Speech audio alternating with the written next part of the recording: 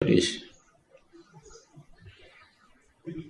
કેટલો બધો વિચારમાં રહેવાનો છે, આપણી શું હેસિયત, કોણ, કેટલા, શા માટે બીજાની ટીકા ચર્ચા સંશય, શા માટે, શું કરવા આવ્યા છે, શું થઈ રહ્યું છે,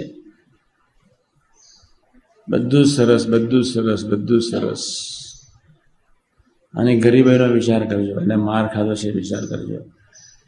1,00,000 જેટલા યોગીમાની આજુબાજુ હતા, બધા સદગુરુનું સેવન અને ભગવાનની બુદ્ધિ, એક વિજ્ઞાન સ્વામી એકલાનું નહીં, બધાનું સેવન ને સેવા ભગવાનની બુદ્ધિથી કરી. આપણે 5ની કરી નાખો, બસ 5 જ. યોગી મહારાજ જેટલી તાકાત ન હોઈ શકે, હું માનું છું.